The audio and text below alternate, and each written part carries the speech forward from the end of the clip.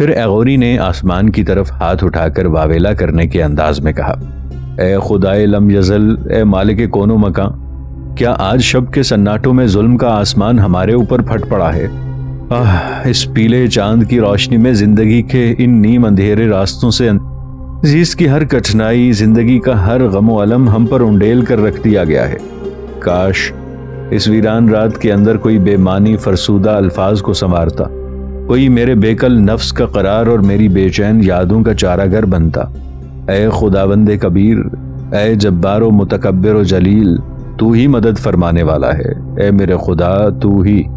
ایک محافظ نے رازداری سے کہا، اے اغوری، صبر سے کام لو اور خاموش رہو۔ سنو، بلائی اور قرطینہ کے قتل کی آج رات میں کسی کو کانو کان خبر نہیں ہونی چاہیے، ورنہ قاتل محتاط ہو جائیں گے یا اپنی جانیں بچانے کی خاطر قراقرم شہر سے بھاگ کر کہیں اور چلے جائیں گے۔ اگر ایسا ہو گیا تو تموجو ہمیں کبھی معاف نہیں کرے گا اور ہماری بوٹیاں کر کے کتوں کے آگے ڈال دے گا۔ پھر ذرا رک کر اس نے مزید کہا، دیکھو اس وقت خاموشی میں ہی بہتری ہے۔ اس کے بعد اس نے دوسرے محافظ سے کہا، تم یہیں اغوری کے پاس رہو، میں تموجو کو جا کر بولائی اور قرطینہ کے مارے جانے کی خبر کرتا ہوں۔ ہو سکتا ہے وہ کوئی ایسا قدم اٹھائے جس سے ہم قاتلوں کو پکڑنے میں کامیاب ہو جائیں۔ پھر وہ ان دونوں کے جواب کا انتظار کیے بغیر بھاگتا ہوا گھر سے نکل گیا۔ وہ محافظ بھاگتا ہوا تموجو کے گھر کی طرف آیا اور دروازے پر اس نے زوردار دستک دی۔ تھوڑی دیر بعد دروازہ کھلا تو محافظ نے دیکھا کہ دروازہ خود تموجو نے کھولا تھا۔ اس نے محافظ کو رات کے اس پہر اور پھولی ہوئی سانسوں کے ساتھ دیکھا تو چونک کر پوچھا، کیا بات ہے، تم گھبرائے ہوئے کیوں ہو؟ تمہاری سانس پھول رہی ہے، خیریت تو ہے؟ محافظ نے گھبراہٹ سے کہا، اے خان، ظلم ہو گیا۔ ہم دونوں یسوتائی کے مکان کے باہر آگ روشن کیے پہرا دے رہے تھے۔ اغوری بھی ہمارے ساتھ بیٹھا ہوا تھا۔ ہم نے اسے کہا کہ اندر سے اپنی دف لاؤ اور آج ہمیں کوئی اچھا سا گیت سناؤ۔ اغوری جب مکان کے اندر گیا تو اس نے دیکھا کہ مکان کی عقبی دیوار میں کسی نے نقب لگا رکھی تھی۔ وہ گھبرا کر زور زور سے بولائی کو پکارنے لگا، لہٰذا ہم دونوں اس کے اس طرح چلانے پر بھاگتے ہوئے مکان کے اندر داخل ہوئے تو دیکھا کہ دیوار میں نقب لگی ہوئی تھی۔ ہم ابھی تک یہ تعین نہیں کر سکے کہ نقب لگانے والے کتنے تھے، لیکن اے خان، ہماری بدنصیبی کے ان نقب لگانے والوں نے بولائی اور قرطینہ دونوں کا گلا گھونٹ کر ان کا خاتمہ کر دیا ہے۔ تموجو نے انتہائی دکھ سے کہا، میں نے تم دونوں کو قرطینہ کی حفاظت سونپی تھی، لیکن تم دونوں ناکام رہے۔ ہائے بدقسمتی، تم نے شب کے ان سناٹوں میں فکر زوال، برسر پیکار ظلمتوں اور بغاوت کے گیتوں جیسی کیسی منحوس خبر دی ہے۔ میں کس منہ سے یسوتائی کا سامنا کروں گا؟ میرا بھائی مجھے مسکن کا محافظ اور پاسبان بنا کر گیا تھا، میں قرطینہ اور بولائی کے قتل پر اسے کیا جواب دوں گا؟ میں نہ مجرم تھا نہ گنہگار، لیکن تم دونوں نے مجھے اپنے بھائی کا مجرم اور یسوتائی کا گنہگار بنا کر رکھ دیا ہے۔ یہ انتہائی برا ہوا، لیکن میں قاتلوں کو بچ کر نکلنے نہیں دوں گا۔ تم ایسا کرو، بھاگ کر جاؤ اور شہر کی ناکہ بندی کرا دو، اور میری طرف سے تاکید کر دو کہ جب تک میں نہ کہوں کسی کو شہر سے نکلنے نہ دیا جائے، اور نہ ہی کوئی اندر داخل ہو۔ اب تم فوراً جاؤ اور اس کام کی تکمیل کرو، وقت ہرگز ضائع نہ کرو، اور سنو، کم از کم 20 مسلح جوان یسوتائی کے گھر کی طرف بھیج دو، میں بھی تیار ہو کر آ رہا ہوں۔ محافظ بھاگتا ہوا وہاں سے چلا گیا۔ تموجو اندر چلا گیا۔ تھوڑی دیر کے بعد باہر آیا تو پوری طرح مسلح تھا، اس کے ساتھ اس کے 3 محافظ بھی تھے۔ پھر وہ بڑی تیزی سے یسوتائی کے گھر کی طرف چل پڑا۔ جب وہ وہاں پہنچا تو اس کے حکم کے مطابق 20 مسلح جوان وہاں پہنچ چکے تھے۔ تموجو نے پہلے بولائی اور قرطینہ کی لاشوں کا جائزہ لیا، پھر اس نے اپنے ایک محافظ کو مخاطب کر کے کہا، تم فوراً جاؤ اور مسلمانوں کے امام کو مسجد سے بلا کر لاؤ۔ میں ابھی اور اسی وقت بولائی اور قرطینہ کو دفن کرا دینا چاہتا ہوں۔ شہر میں کسی کو خبر تک نہیں ہونی چاہیے کہ بولائی اور قرطینہ کو کسی نے قتل کر دیا ہے، اس طرح قاتل ہوشیار ہو جائیں گے۔ میں نے شہر کی ناکہ بندی کرا دی ہے، اب یہاں سے کوئی بھاگ کر نہیں جا سکتا۔ اپنے بھائی چنگیز خان اور یسوتائی کی آمد سے پہلے پہلے میں قاتلوں کو تلاش کر کے اپنی گرفت میں لے لینا چاہتا ہوں۔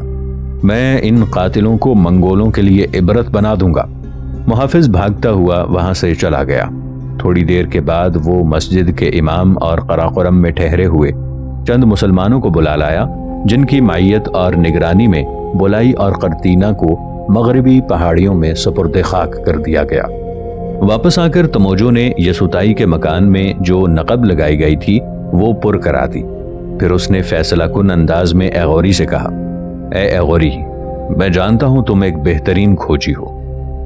नाजरीन, आगे बढ़ने से पहले कमेंट सेक्शन में हमें अपनी आरा से जरूर आगाह कीजिएगा कि आपको हमारी ये सीरीज कैसी लग रही है। मैं हूं ताहिर उबैद चौधरी। आइंदा आने वाली अक़साद से बाखबर रहने के लिए हमारे चैनल को सब्सक्राइब कर लें और साथ मौजूद बेल आइकॉन को जरूर क्लिक कर लें। शुक्रिया। देखो, मैं सुबह तक यहीं तुम्हारे पास इन मुसल्ला जवानों के साथ मौजूद रहूंगा। तुम ऐसा करो कि इन कातिलों के पांव के निशानात तलाश करके इनका खोज लगाओ और उनको तलाश करने में मेरी मदद करो ताकि मैं अपने भाई चंगेज खान और यसुताई के सामने अपनी सफाई पेश कर सकूं। ये काम मैं उनकी आमद से पहले पहले मुकम्मल कर लेना चाहता हूं। एगोरी ने कहा, ए खान, आप फिक्रमंद ना हो। आपके कहने से कबल ही मैं इसका एहतमाम कर चुका हूं। मैंने कमरे के अंदर मशल की रोशनी में कातिलों के पांव के निशानात तलाश करके उन पर बर्तन उल्टे करके रख दिए हैं ताकि ये निशानात ज़ाय ना हो। मुसीबत और हौलनाकी पर सवार ये रात खत्म होने के बाद जब सूरज तुलू होगा तो इन्हीं महफूज किए हुए निशानात की मदद से मैं आपको कातिल तलाश करके दूंगा। फिर जरा रुक कर उसने कहा, इन निशानात को देखने के बाद मैंने अंदाजा लगाया है कि ये कातिल तादाद में 4 थे और उनमें से एक का बायां जूता नीचे से टूटा हुआ है। अगर ये लोग कराकोरम शहर छोड़कर यहाँ से जा नहीं चुके तो मैं उन्हें जरूर तलाश कर लूंगा। इसके बाद उनको सजा देना आपका काम है। एगोरी खामोश हो गया। तमोजो ने कहा, अभी वो कातिल कराकोरम से भागे नहीं होंगे, इसलिए कि मैंने शहर की नाकाबंदी भी करा दी है। शहर में कोई दाखिल हो सकता है और ना भाग सकता है।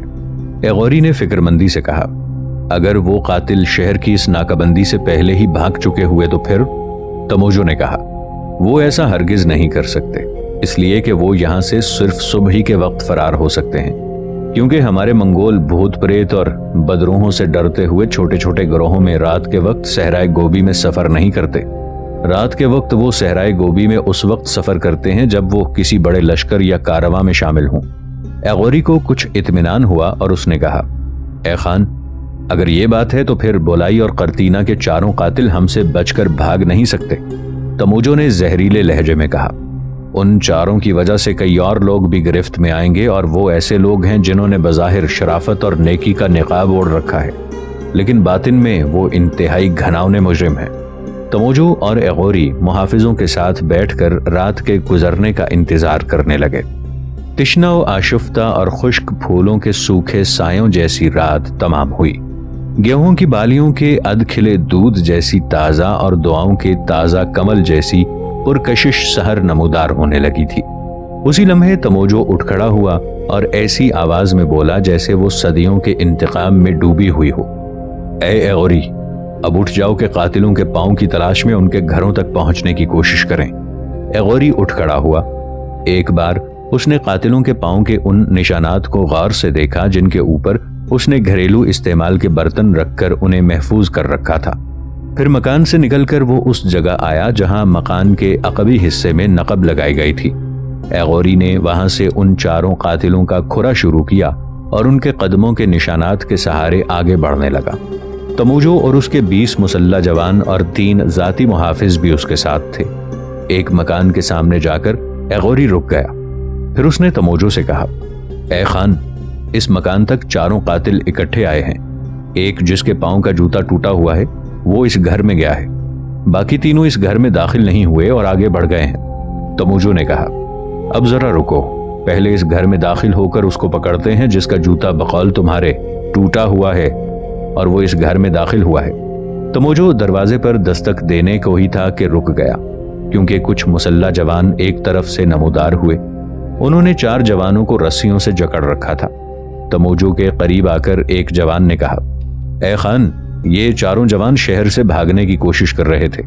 हमें इन पर शक हुआ, लिहाजा हम इन्हें पकड़कर आपके पास ले आए हैं। एगोरी आगे बढ़ा। उसने उन 4 के पांव के निशानात को गौर से देखा और खुशी से चिल्ला उठा, कसम है मुझे अपने खुदाई बहरोबर की, ये वही 4 हैं जिसका खुरा तलाश करते हुए हम इस तरफ आए हैं। इनमें से एक का जूता टूटा हुआ है। तमोजो ने उन 4 का एक एक पांव उठाकर देखा। उनमें से एक का जूता वाकई नीचे से टूटा हुआ था।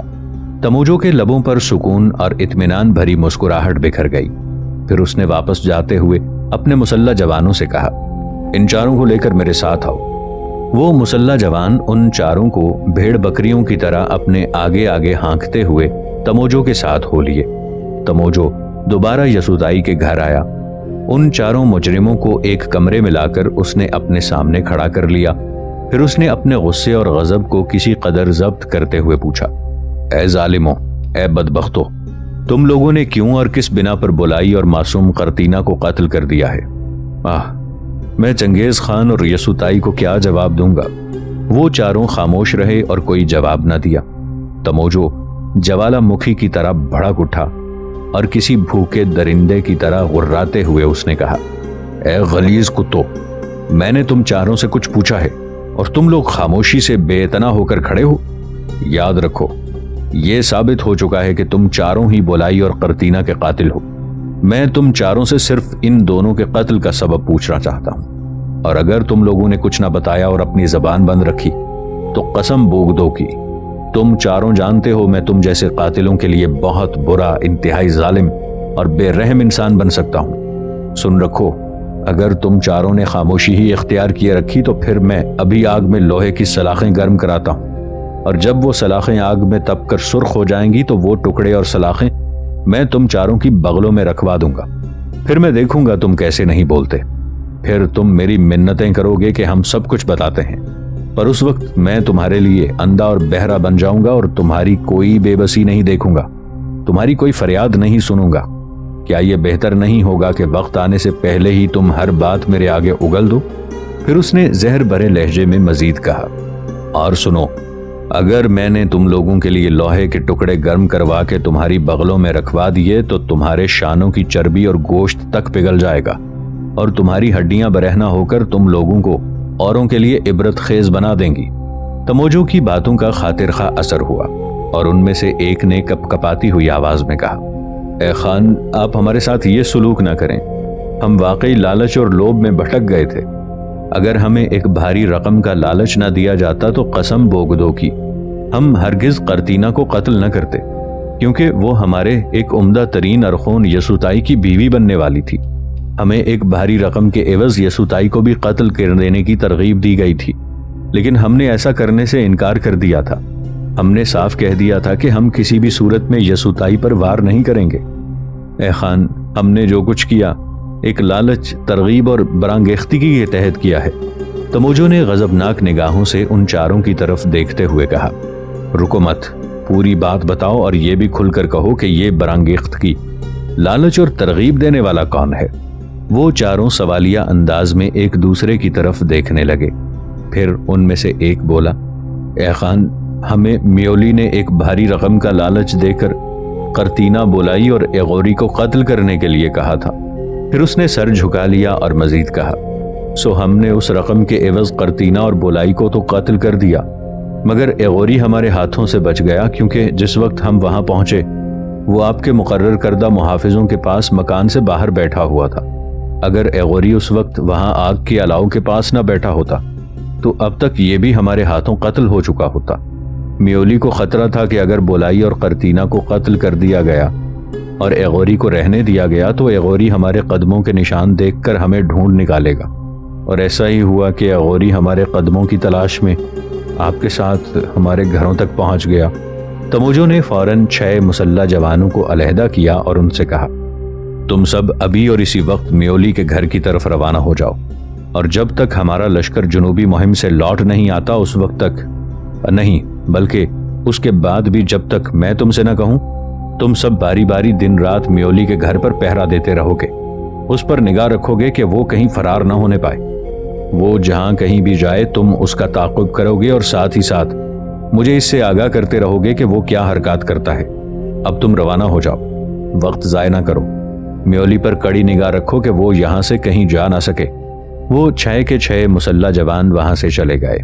तमोजो ने एगोरी की तरफ देखा और कहा, ए एगोरी, तुम अब यहीं रहो जब तक इस मामले का तस्फिया नहीं हो जाता। 2 जवान इस घर में तुम्हारी हिफाजत करते रहेंगे। इन चारों मुजरिमों को मैं अपने साथ ले जा रहा हूं। इनका फैसला यसुताई की मौजूदगी में मेरा भाई चंगेज खान करेगा। پھر وہ اپنے باقی کے مسلح جوانوں کے ساتھ ان چاروں مجرموں کو لے کر وہاں سے چلا گیا۔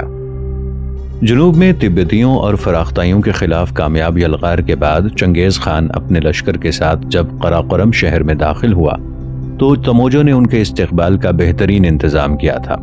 جس وقت لشکری اپنے اپنے گھروں کو جا رہے تھے تو تموجو اپنے بھائیوں اور بھتیجوں سے علیحدہ ہو کر یسوتائی کے پیچھے ہو لیا۔ یسوتائی جب اپنے گھوڑے کو مکان کے باہر کھڑا کر کے اندر داخل ہوا تو اس نے دیکھا مکان خالی پڑا تھا۔ اس نے بلند آواز میں پکارا، بولائی بولائی، اے غوری تم کہاں ہو؟ لیکن اس کی آواز پر گھر میں محض گونج کر رہ گئی اور کسی نے جواب نہ دیا۔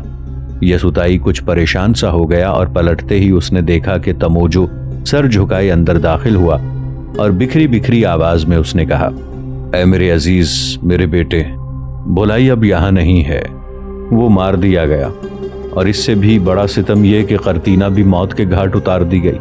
یسوتائی چیخ اٹھا، تموجو تم یہ کیا کہہ رہے ہو؟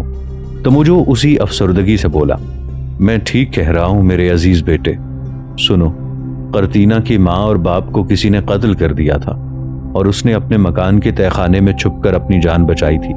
پھر اس کی سہیلی نیا اور اس کا شوہر قسیمہ دونوں قرطینہ کو یہاں چھوڑنے آئے، مگر افسوس جب وہ یہاں پہنچے تو تم لشکر کے ساتھ جنوب کی مہم پر جا چکے تھے۔ قسیمہ اور نیا 2 دن یہاں رہ کر چلے گئے۔ وہ کہہ رہے تھے کہ ہم قرطینہ کے ماں باپ کے قاتل کو پکڑ کر یسوتائی کے سامنے پیش کریں گے۔ میں خوش تھا کہ قرطینہ یہاں آ گئی ہے، اور میں نے سوچ لیا تھا کہ جب تم اس مہم سے لوٹو گے تو میں ایک دھوم دھام اور ایک جشن کے ساتھ تم دونوں کو بیاہ دوں گا۔ پھر بھی مجھے یہ خطرہ تھا کہ میولی کہیں قرطینہ کو نقصان نہ پہنچائے، لہٰذا میں نے قرطینہ کی حفاظت کے لیے 2 مسلح جوان مقرر کر دیے تھے جو رات کو مکان سے باہر پہرا دیتے تھے۔ لیکن ہائے افسوس، وہی ہو کر رہا جس کا مجھے خطرہ تھا۔ 4 مسلح جوانوں نے مکان کے عقبی حصے میں نقب لگائی، اندر داخل ہوئے اور قرطینہ اور بولائی کو قتل کر کے نکل بھاگے۔ میں نے ایغوری کی مدد سے ان 4 قاتلوں کو تلاش کیا اور ان کو پکڑ کر جب میں نے ان سے پوچھ گچھ کی تو انہوں نے بتایا کہ میولی نے ایک بھاری رقم کے عوض انہیں بولائی اور قرطینہ کو قتل کرنے پر آمادہ کیا تھا۔ وہ ایغوری کو بھی قتل کر دیتے تاکہ وہ ان کا کھوج نہ لگا سکے، لیکن ایغوری ان کے ہاتھوں سے بچ گیا، کیونکہ جب قرطینہ اور بولائی قتل ہوئے ایغوری مکان سے باہر پہرا دینے والے دونوں جوانوں کے پاس بیٹھا ہوا تھا۔ میولی کے مقرر کردہ ان قاتلوں نے بولائی اور قرطینہ کا گلا گھونٹ کر انہیں موت کے گھاٹ اتار دیا اور کوئی کھٹکا تک نہ ہونے دیا۔ اب وہ 4 قاتل میرے قبضے اور گرفت میں ہیں، جبکہ میں نے 6 مسلح جوانوں کا پہرا میولی پر بھی لگا دیا ہے تاکہ وہ فرار نہ ہونے پائے۔ یسوتائی نے انتہائی غیظ و غضب کے عالم میں کہا، میں میولی پر ابھی اور اسی وقت نزول کروں گا اور اسے ان گنت ٹکڑوں میں کاٹ کر رکھ دوں گا۔ تموجو نے آگے بڑھ کر اسے اپنے ساتھ لپٹا لیا اور کہا، نہیں میرے بیٹے، یوں نہیں، یہ ایک جذباتی فیصلہ ہے۔ دیکھو، میں ابھی جا کر تموچن ملکوتی قصار اور تموچن کے 4 بیٹوں کو تموچن کے مہمان خانے میں جمع کرتا ہوں، پھر تم وہاں آنا اور فریاد کے انداز میں تموچن سے کہنا، اے خان میرا انصاف کرو، اور جب تموچن پوچھے کہ کیسا انصاف، تو تم میولی پر الزام لگانا کہ میری ماں اور بہن کو اغوا کرانے کے علاوہ بولائی اور قرطینہ کو قتل بھی اسی نے کرایا ہے۔ تموچن جب میولی کو بلا کر پوچھے گا تو وہ لازماً انکار کر دے گا۔ تب میں بیتام نامی نوجوان کو، جو تم نے میرے پاس امانت کے طور پر رکھا ہوا ہے، اور ان 4 قاتلوں کو مہمان خانے کے ساتھ والے کمرے میں بٹھا چکا ہوں گا۔ میرے تالی بجانے پر وہ تموچن کے سامنے پیش کر دیے جائیں گے، اور وہاں سب کی موجودگی میں میولی کا گناہ اور جرم ثابت ہو جائے گا۔ یسوتائی نے تموجو کی بات پر غور کیا، پھر کچھ سوچتے ہوئے کہا، تم ٹھیک کہتے ہو تموجو، جیسا تم نے کہا ہے ویسا ہی ہوگا، لیکن بولائی اور قرطینہ کی لاشوں کا تم نے کیا کیا؟ تموجو نے جواب دیا، میں نے مسجد کے امام اور چند مسلمانوں کو بلایا تھا۔ بولائی اور قرطینہ کا جنازہ اور تجہیز و تکفین سب کچھ ان کی نگرانی میں ہوا تھا۔ شہر کے مغرب میں جو طویل کوہستانی سلسلہ ہے، اس کی 3 چوٹیوں میں سے درمیانی چوٹی پر ان دونوں کو دفن کر دیا گیا تھا۔ یسوتائی نے پوچھا، اور ایغوری اس وقت کہاں ہے؟ تموجو نے پرخیال انداز میں کہا، میں اسے بلانے آیا تھا کہ لشکر شہر میں داخل ہونے والا ہے، آؤ اس کا استقبال کریں، لیکن وہ کہنے لگا کہ میں بدقسمت کیسے اس کا استقبال کروں گا؟ قرطینہ اور بولائی میری موجودگی میں مارے گئے، اب میں کیسے یسوتائی کا سامنا کر سکوں گا؟ میرے خیال میں وہ قرطینہ اور بولائی کی قبروں کی طرف چلا گیا ہوگا۔ मैंने उस पर 2 मुहाफिज भी मुकर्रर कर रखे हैं, लेकिन वो अक्सर अपनी हिफाजत को नज़रअंदाज करके वहां चला जाता है।